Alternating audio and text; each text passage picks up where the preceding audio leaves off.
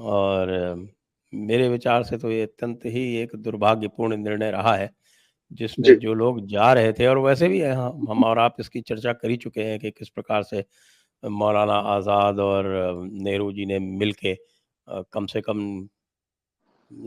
जो जाने वाले थे उनमें से बहुत सारे लोगों को रोक लिया। चमकाने के लिए, अपना वोट बैंक बनाने के लिए रोका।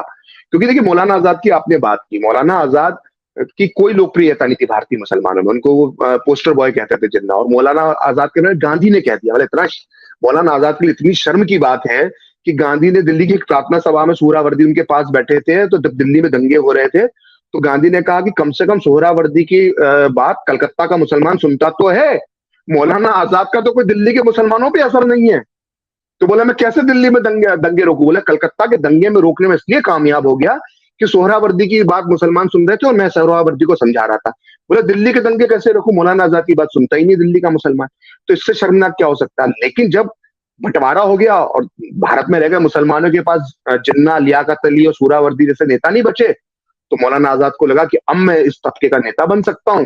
तो उन्होंने अपना, मैं मुसलमानों का इकलौता नेता हूं, ये अपनी राजनीति चमकाने के लिए नेहरू के साथ मिलकर इस देश के अंदर षड्यंत्र रचा। जबकि आप और हम सब जानते हैं कि डॉक्टर अंबेडकर से न्यूट्रल व्यक्ति कौन हो सकता है? डॉक्टर अंबेडकर ने खुद कहा कि 100% पॉपुलेशन का एक्सचेंज होना चाहिए, लेकिन नहीं किया गया। दुर्भाग्य है, जब देश का बंटवारा ही धर्म के आधार पे हुआ तो पॉपुलेशन एक्सचेंज होना चाहिए था पूरी तरह से, लेकिन नहीं हुआ। ये हुआ दूसरी जगहों पे हुआ, ग्रीस और टर्की में हुआ।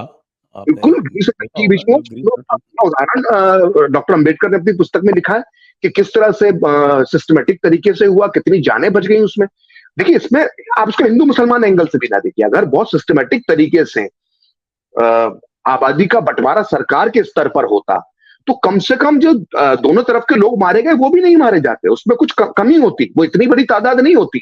लेकिन आपने तो अलग ही तरह की एक नीति अपना ली कि भाई हम तो इधर से मुसलमानों को भेजेंगे नहीं, क्योंकि आपको कहीं ना कहीं डर था कि जिस तरह से देश की सियासत जिस तरफ जाना शुरू हो गई थी, हिंदुत्व विचारधारा 1947 में बड़े उफान पर आ चुकी थी। आरएसएस जो है लोगों का, जो महाराष्ट्र से बाहर निकलकर जिस तरह से सेवा कार्य संघ ने किया था शरणार्थियों के लिए, एक बड़ी ताकत बनकर उभर रहा था। तो सरदार पटेल खुद हिंदूवादी विचारों के जो नेता थे उनको आगे बढ़ा रहे थे, और इस तरह से एक हिंदूवादी विचारधारा देश के अंदर बन गई थी। क्योंकि जो जिन्ना और जो मुसलमानों द्वारा जो कत्लेआम किया गया था उससे हिंदू मानस एक तैयार होना शुरू हो गया था।